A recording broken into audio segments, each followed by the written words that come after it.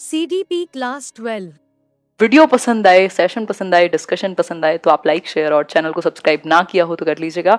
कुछ बेहतरीन लर्निंग हम करते रहेंगे जीवन में। क्वेश्चन नंबर आज के लिए पहला question, which of the following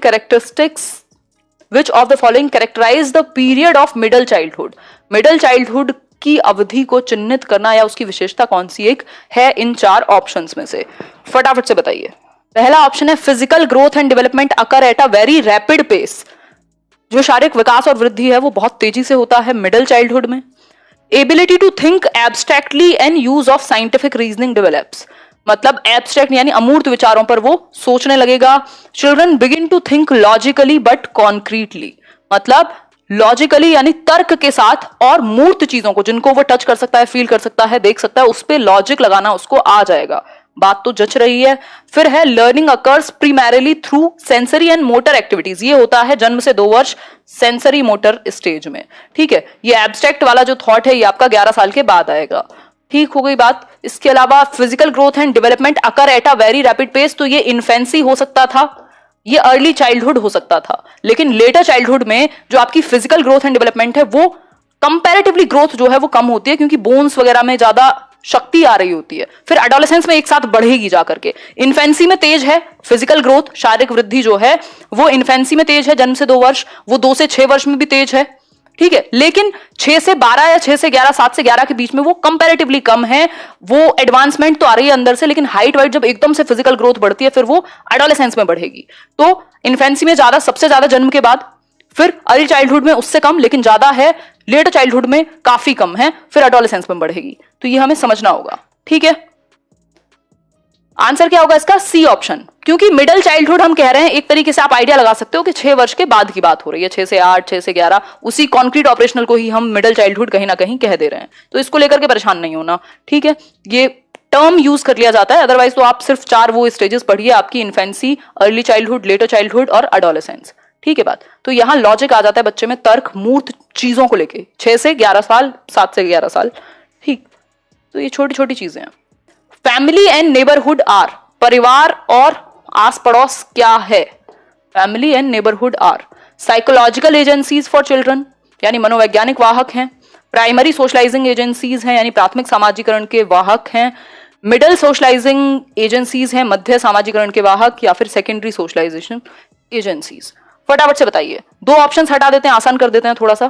भाई प्राइमरी भी हो सकता है और सेकेंडरी भी, क्योंकि हम मेनली सीटेट में यही 2 चीजें पढ़ते हैं कि प्राइमरी कारक आपके किसके, सोशलाइजेशन के, और सेकेंडरी ये साइकोलॉजिकल वगैरह हमने नहीं पढ़े। ठीक, मिडल हमने नहीं पढ़ा। अब ये प्राइमरी होगा या सेकेंडरी होगा? बिल्कुल सिंपल सी बात है, आपको बहुत ज्यादा मतलब साइंटिस्ट नहीं बनना, साइकोलॉजिस्ट नहीं बनना। सिंपल हमने एक चीज समझी हुई है, जहां फैमिली आ जाए वो सेकेंडरी नहीं हो सकता। ठीक है, अगर फैमिली दे दिया तो सेकेंडरी तो कभी नहीं हो सकता। एक बार को नेबरहुड को वो सेकेंडरी में डाल सकता है यदि एक्सटेंडेड हो या आपसे दूर हो तो, लेकिन अगर फैमिली दिया है तो वो प्राइमरी है, स्कूल दिया है तो सेकेंडरी है। स्कूल कभी प्राइमरी नहीं होगा, फैमिली कभी सेकेंडरी नहीं होगी, गौड़ नहीं होगी। ठीक, तो फैमिली एंड नेबरहुड जो बिल्कुल क्लोज आसपास के लोग होंगे वो प्राइमरी सोशलाइजेशन का ही काम करेंगे। दोनों को एक यूनिट बना करके पेश किया गया है। यही अगर स्कूल एंड नेबरहुड लिख दिया होता तब हम इसको सेकेंडरी कह देते। तो क्वेश्चन को पढ़ के समझना है, ऑप्शन के साथ खेलना आना चाहिए हमें। ठीक है, निरम भट्टाचार्य, बहुत बढ़िया, धन्यवाद। ठीक है, तो आंसर डी तो यहां नहीं होगा, क्योंकि अगर यहां स्कूल होता तब तो हम मान लेते। ठीक, प्राइमरी और सेकेंडरी मतलब जहां सबसे पहले बच्चा अपनी आइडेंटिटी फॉर्म करेगा, बेसिक रूल्स सीखेगा समाज के, वो है परिवार। परिवार क्या है? मिनिएचर वर्जन है, यानी कि छोटा रूप है किसका? समाज का। तो सबसे पहले आप परिवार में ही आते हैं, उसके बाद आस पड़ोस है, देन आपका सेकेंडरी वाहक है, जहां पर वो बहुत हद तक बहुत सारी स्किल्स सीखता है। ये इसमें आ जाएगा स्कूल या बाकी की जितनी भी जगह होंगी एक्सटर्नल फैक्टर्स। स्कूल तो मेनली इसमें आता ही है, और प्राइमरी में हम फैमिली को डालते हैं। तो सोशलाइजेशन वैसे तो मैंने कराया हुआ है, बट मैं रिवीजन में भी कराऊंगी। ठीक है, तो इस बार सीडीपी में सबके नंबर जो हैं, वैसे तो आप लोग इतना मैंने पहले भी कराया हुआ है, लेकिन इस बार मैं और ज्यादा एक्सपेक्ट करूंगी कि आप 27 से 28 नंबर लाएं। 25 को भी हम पीछे छोड़ेंगे, क्योंकि जब स्कोर किया जा सकता है तो कीजिए।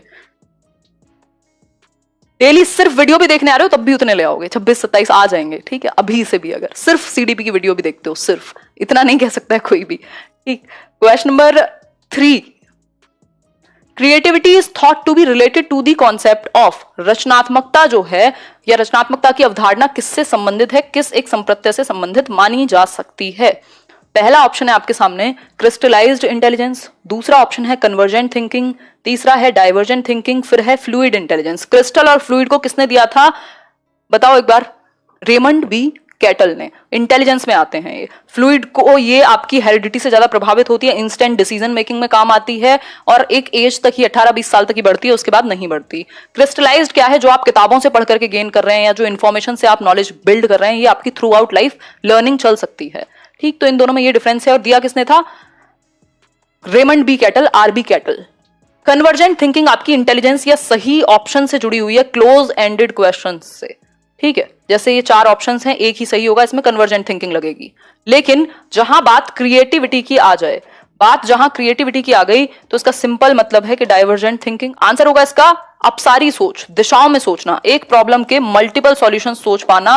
और क्रिएटिविटी कुछ नया आप तभी कर पाएंगे जब आपने 50 चीजें ट्राई की होंगी एक तरीके से। ये एक बहुत ही नैरो सा एग्जांपल है। ऐसा तो नहीं हो सकता ना कि आपने कुछ किया ही नहीं कभी और एकदम से आपको एक दिन ज्ञान की प्राप्ति हो गई, है ना? वो थोड़ा कम पॉसिबल है। नेक्स्ट क्वेश्चन है आपका, the position where thought patterns are influenced by language is called. भाई एक स्थिति है जहां जो आपके विचार के पैटर्न हैं, जैसे आप सोचते हैं, वो आपकी भाषा से, लैंग्वेज से इन्फ्लुएंस्ड हैं, प्रभावित हैं। क्या कहलाएगा ये? टी शर्ट येलो होती तो और अच्छा था, बनवा देंगे बट मुझे ब्लैक पर्सनली ज्यादा पसंद है। Linguistic determination, cognitive bias, socio linguistic genesis, cultural tendency. बताओ एक बार, आंसर कीजिए। आज कोई लाइक नहीं कर रहा, क्यों नहीं कर रहे भाई लाइक? सेशन पसंद आए तो लाइक शेयर करते रहिए।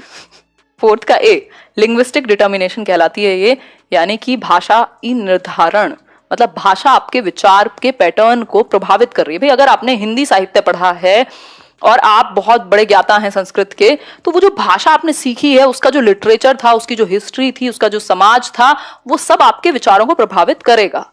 ठीक है, तो ये लिंग्विस्टिक डिटर्मिनेशन कहलाएगा कि लैंग्वेज जो है आपके विचार पर, थॉट पर प्रभाव डालती है। ठीक है बात। अच्छा एक चीज बताना आज कमेंट्स में कि एक्सप्लेनेशन बहुत ज्यादा तो नहीं कर रही हूं मैं, क्योंकि मुझे लग रहा है कि मैं काफी खींच दे रही हूँ आजकल डिस्कशन जो है, बट इंपॉर्टेंट है यार, अभी टाइम है और एक्सप्लेनेशन के साथ प्रैक्टिस कर लोगे तो कोई बुराई नहीं है, मुझे नहीं लगता। Assessment of learners achievement helps the teachers to. बच्चे की अचीवमेंट को असेस कर लिया, आकलन कर लिया आपने कि बच्चे ने कितना सीखा। बहुत बढ़िया निशा, आंसर कीजिए फटाफट से। Achievement, assessment of learners achievement, बच्चे की जो अचीवमेंट है उसने कितना उपलब्ध किया या कितना आपने उसको सिखाया और कितना वो सीख पाया, इस चीज का आकलन करना किस चीज में हेल्प करेगा? टीचर्स को। पहला ऑप्शन है evaluate the effectiveness of pedagogy. Pedagogy क्या है? Science of teaching, art of teaching, जिस तरह से आपने पढ़ाया है वो कितना कारगर साबित हुआ। या फिर B option, make ability grouping of learners in the classroom. Ability grouping होती है आपने एक तरह के बच्चों को उनकी योग्यताओं के बेस पर, उनकी योग्यताओं के आधार पर ग्रुप्स में विभाजित कर दिया कि ये इंटेलिजेंट बच्चे एक ग्रुप में रहेंगे, या इसमें हिट्रोनोमस और होमोजीनियस दोनों ग्रुप्स बन सकते हैं। Prepare activity log for teaching, आप एक्टिविटी लॉग प्रिपेयर कर रहे हो कि ये काम होगा, ये चीजों में पार्टिसिपेट करेंगे बच्चे। या फिर maintain the performance record of learners. सबसे अच्छा उद्देश्य क्या हो सकता है? हाँ गौरव, हो जाएगा यहाँ डिस्कशन, आपको फिर हार्ड नहीं लगेगा। आंसर कीजिए फटाफट से। बच्चे की अचीवमेंट का आकलन टीचर को हेल्प करता है अपनी पेडागोजी को इवेल्युएट करने में कि उसने जिस तरीके से पढ़ाया वो कितना प्रभावशाली था, वो कितना इफेक्टिव था, जो गोल्स रखे गए थे लर्निंग के वो कितने कारगर साबित हुए।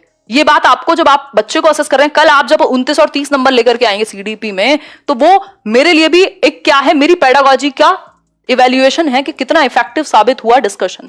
ठीक है बात। तो ये छोटी सी प्यारी सी बात है। यही 2-3 चीजें होती हैं। आपने जो लर्निंग ऑब्जेक्टिव्स रखे उनको आप जान पाएं कि वो कितने सफल साबित हुए। बच्चे के बीच में जो गलतियां हैं, एरर्स हैं, जहां गैप है, उसको डायग्नोस कर पाएंगे, रेमेडियल टीचिंग दे पाएंगे। और तीसरी चीज क्या है, अपने तरीकों को भी आप जान पाएंगे कि आपको अपने टीचिंग मेथड में परिवर्तन करने की आवश्यकता है कहां। इसलिए इवैल्यूएशन या मूल्यांकन किया जाता है। ये उद्देश्य होते हैं। मूल्यांकन का कभी भी मेन उद्देश्य ये नहीं होता कि नंबर कितने आए वो देख लें।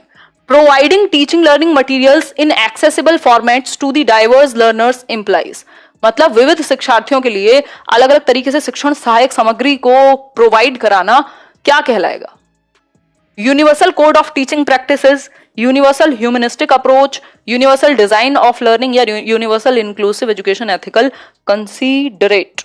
बताइए एक बार। Thank you Usha ji, answer कीजिए फटाफट से।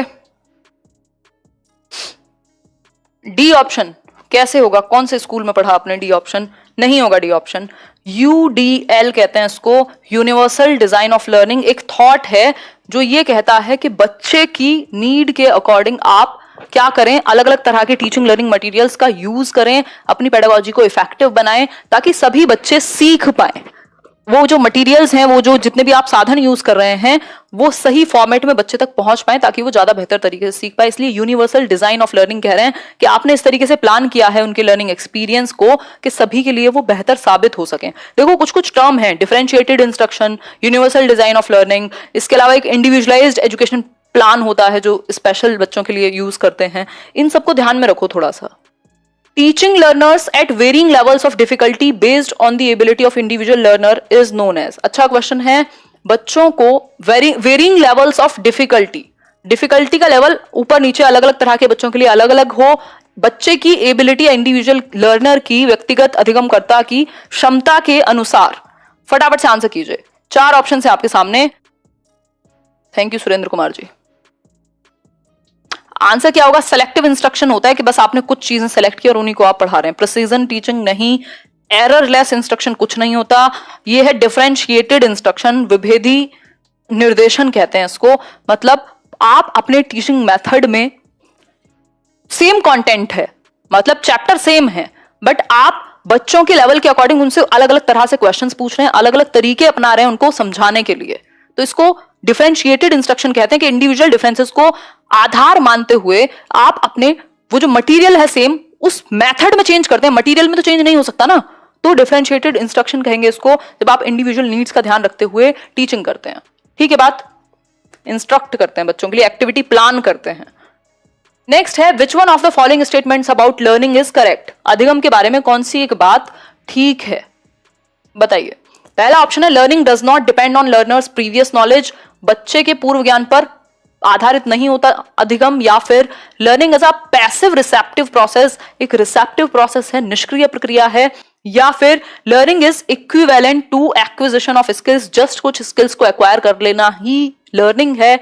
या फिर learning is facilitated by social actions. Answer कीजिए फटाफट से, 1 नंबर मिलेगा आपको आंसर के बाद।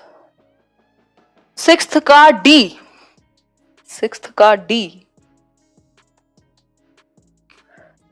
मतलब learning is facilitated by social actions. ये बात बिल्कुल सही है। देखो लर्निंग ये आपका प्रैग्मेटिज्म जो है, प्रयोजनवाद, या जॉन डुई जो प्रोग्रेसिव स्कूल्स की बात करते हैं वो भी मानेंगे कि समाज के लिए अधिगम हो रहा है कहीं ना कहीं। वो जो आपकी लर्निंग है वो सोशली काम आ पाए, या समाज से भी आप सीख रहे हैं, यूजफुल हो, वो आप लाइफ के लिए सीख रहे हैं अगर सच्ची बात की बात करें, या प्रैक्टिकल सिनेरियो में उसको यूज कर पाए।